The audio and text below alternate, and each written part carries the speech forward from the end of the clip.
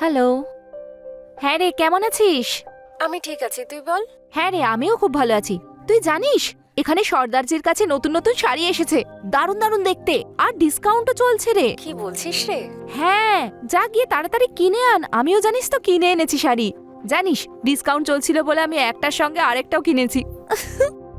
ভালোই তো রে। তুই তো বেশ চালাক দেখছি। আরে 50%ই তো, কিন্তু বেস্ট কোয়ালিটি রে। 50% ডিসকাউন্ট? ইয়েস। ঠিক আছে, আমি আজকে সন্ধেবেলা কিনে আনবো। তুই একটা কাজ কর না, আমার বাড়িতে চলে আয়, কাল একসঙ্গে যাব, ঠিক আছে? ঠিক আছে, ওকে, C you. By. By.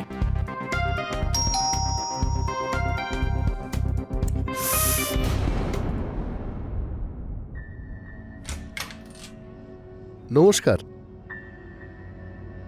Meena দেবী কি আপনি?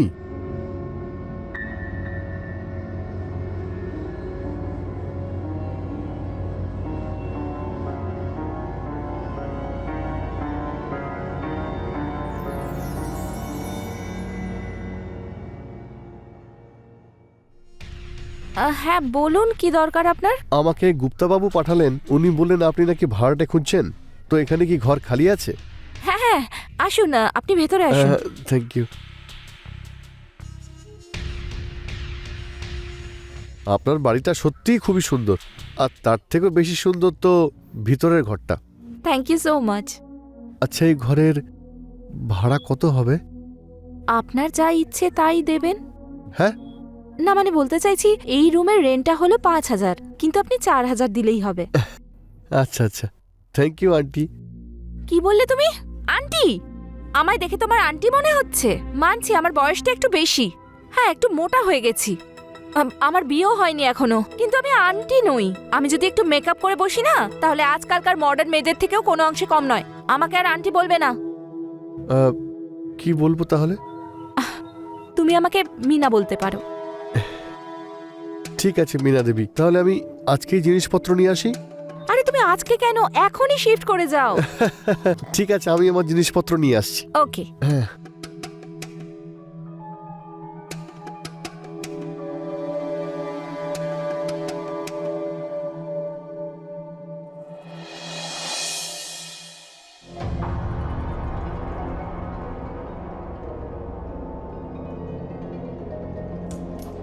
আরে মীনা দেবী, আপনি কখন এলেন? আরে সরি। আসলে আমি তোমার জন্য চা এনেছিলাম, ভাবলাম হয়তো টায়ার্ড আছো। থ্যাংক ইউ মীনা দেবী, আপনি আমার জন্য এত কিছু করছেন।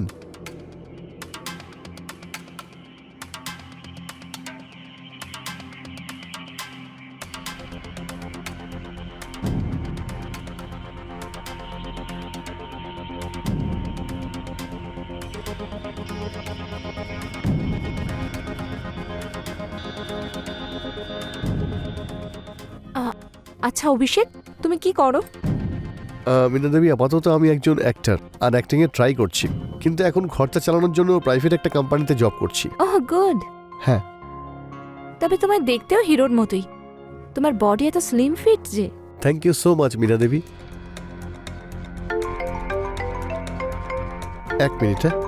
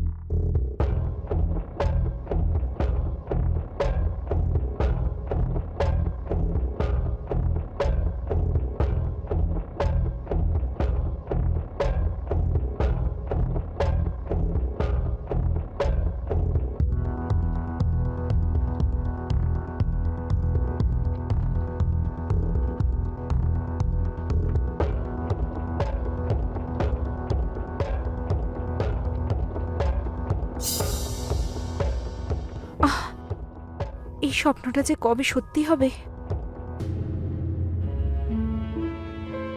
ওকে তো এক না একদিন আমি নিজের করেই ছাড়বো।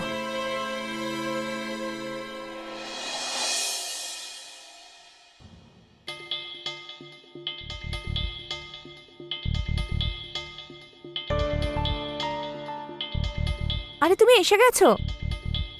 কেন, কোনো কাজ আছে কি? হ্যাঁ, তোমার সঙ্গে আমার একটা খুব দরকার আছে। 1 মিনিট বসো না, বসো।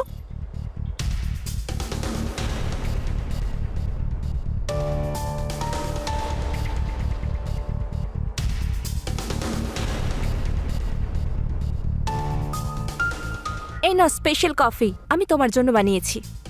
না মীনা দেবী, আজকে আমার কফি খেতে ইচ্ছেই করছে না। আরে ভালো লাগছে না মানে কি? আমি খুব ভালোবেসে তোমার জন্য বানিয়েছি। প্লিজ একবার ট্রাই তো করো। মীনা দেবী প্লিজ। প্লিজ একবার টেস্ট করে দেখো।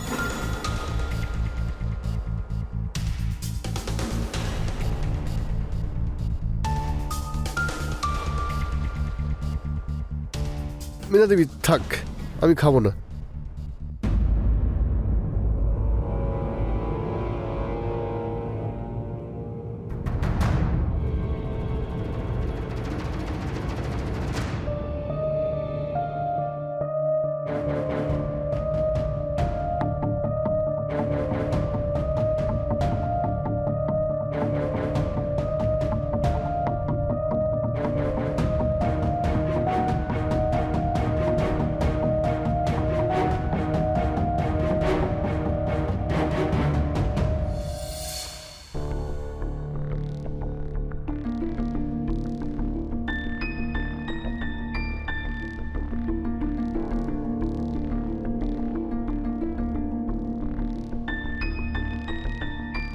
আরে অভিষেক, খুব চিন্তিত লাগছে, বসো।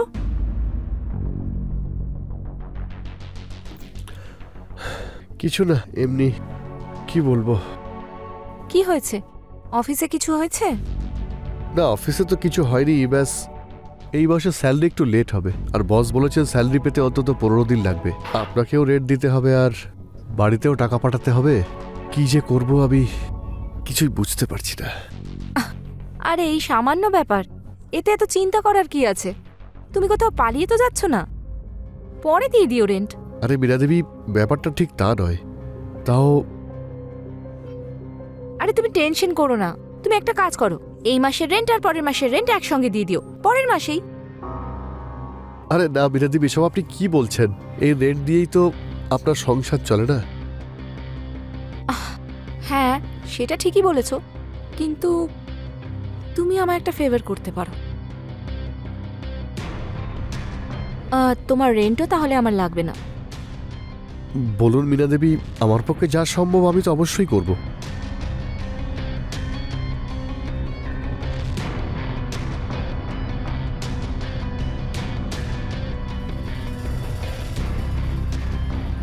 তোমায় আমার কিছু চাহিদা মিটিয়ে দিতে হবে, তাতে তোমারও লাভ হবে আর আমারও। মীনা দেবী, আমি কিছু বুঝতে পারলাম না।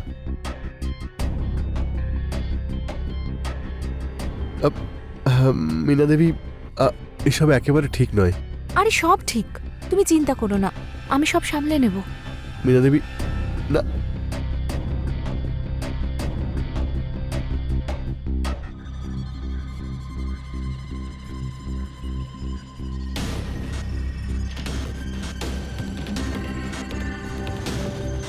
মীনা দেবী, এসব কিন্তু একদমই আর নয়।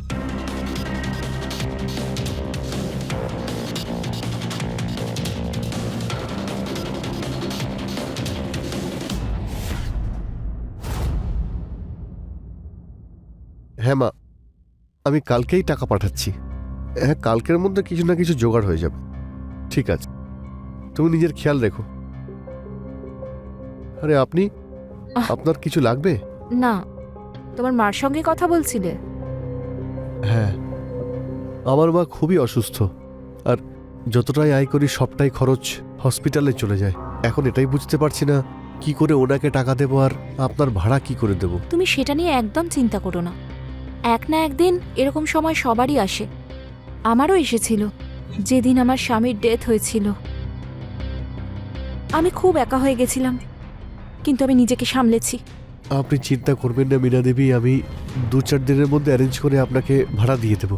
আরে না না, তুমি সেটা নিয়ে চিন্তা করো না, তুমি শুধু তোমার মায়ের চিকিৎসার জন্য টাকা পাঠিয়ে দাও। রেন্টটা এখন থাক।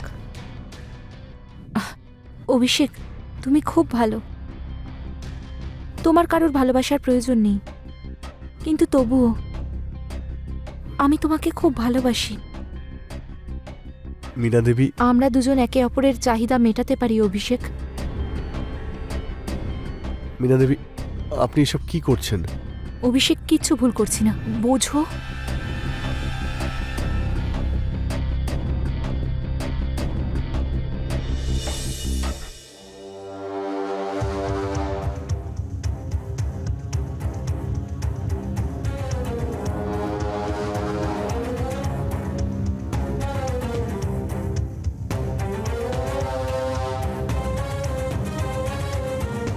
মীনা দেবী, হ্যাঁ, এসব কি?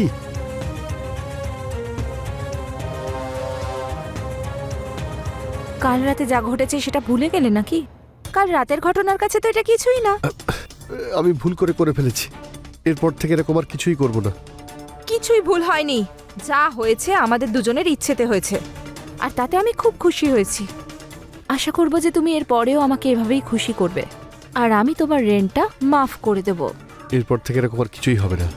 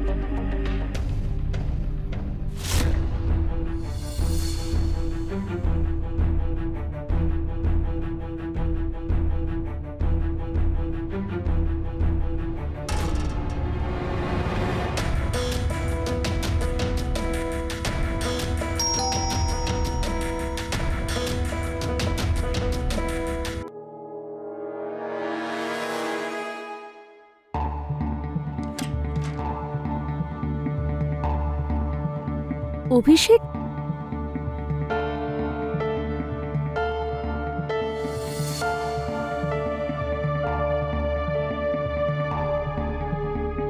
Yes. Hi sir, I am Rosie, আপনার new intern. Oh yes yes, come come. ওকে।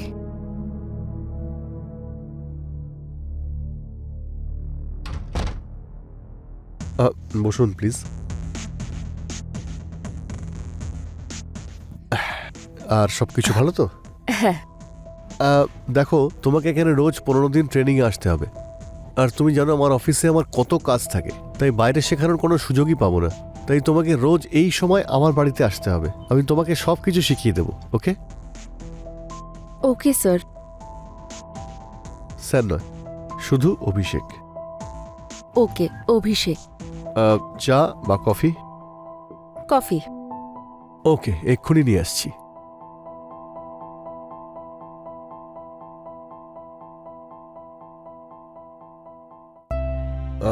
তোমার coffee. Thank you so much.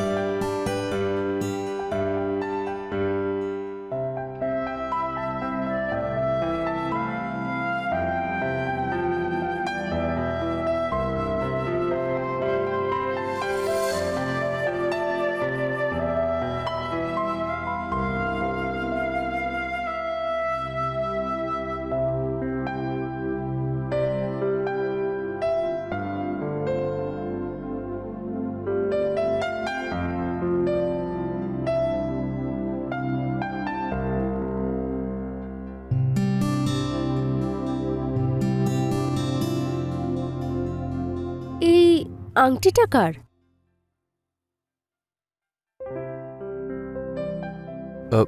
Rosie, hmm.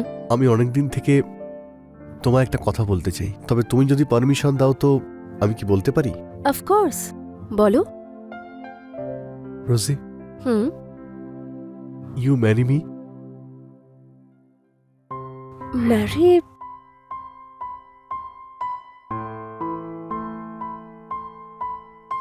Yes. সত্যি? হুম। Thank you Rosie. তুমি তো আমাকে আগেই বলতে পারতে। ব্যাস বলার সাহস হয়নি, তাই তোমাকে আমি বলতে পারিনি।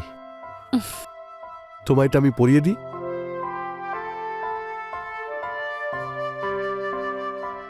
Thank you. অভিষেক, এটা তুমি আমার সঙ্গে ভালো করলে না। তোমাকে এর ফল ভোগ করতেই হবে।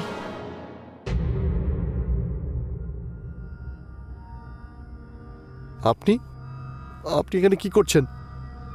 সেটাই করতে এসেছি, যেটা আমার অধিকার। সেদিন রাতে যা কিছু হয়েছিল সব আমার ভুল ছিল, আর এরকম ভুল আর ভবিষ্যতে হবে না। আমি ভালো করে জানি যে তুমি কি স্বপ্ন দেখছো। তুমি ওই মেয়েটাকে বিয়ে করতে চাও, তাই তো? আমি সব দেখেছি, কিন্তু তোমার এই স্বপ্নটা কোনোদিনও পূরণ হবে না, কারণ আমি ওকে সবকিছু বলে দেব যে তুমি আমার সঙ্গে রাতে কি কি করো। আপনার যা করার আপনি করুন, কিন্তু আমি বিয়ে ওকেই করব। সেটা কোনোদিনও হবে না। আমি তোমাকে এরকম করতেই দেব না।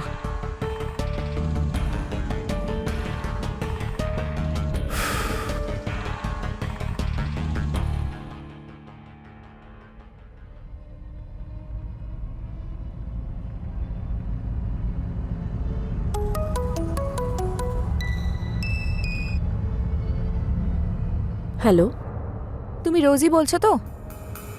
হ্যাঁ, আপনি কে? সেসব ছাড়ো, আর আমার কথা মন দিয়ে শোনো। যে ছেলেটার জন্য তুমি পাগল হয়ে রয়েছো, ও না 1 নম্বরের ঠকবাজ। ওর নিজের ওনারের সঙ্গে অবৈধ সম্পর্ক আছে। আর হ্যাঁ, আর দুজনে একসঙ্গে রাতে ঘুমোয়। তাই যে কোনো সিদ্ধান্ত নেওয়ার আগে একবার ভালো করে ভেবে নিও, ঠিক আছে?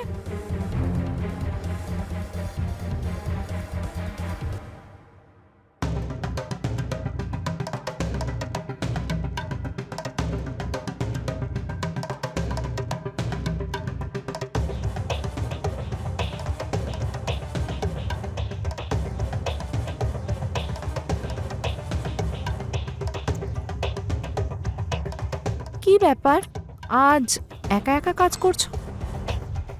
তোমার অভিষেক স্যার কোথায়? ও একটু বাইরে গেছে কোনো একটা কাজে, চলে আসবে।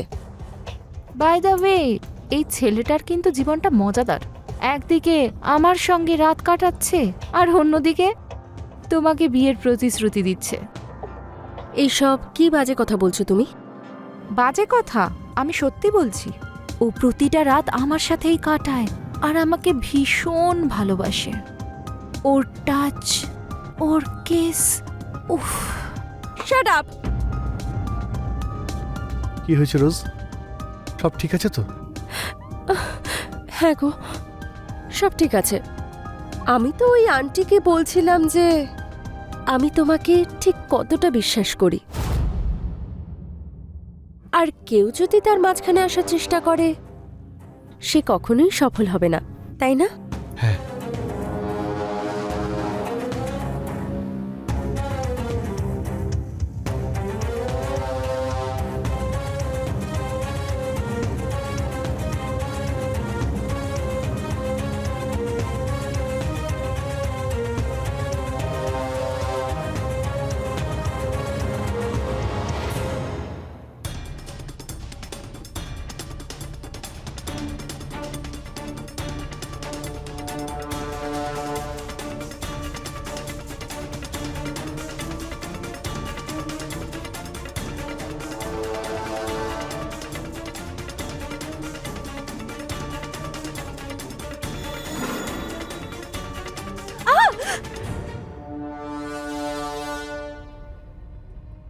আমি আগেই ভেবেছিলাম তুমি এরকম কিছু একটা করবে, তাই আমি পুলিশকে ডেকে এনেছি।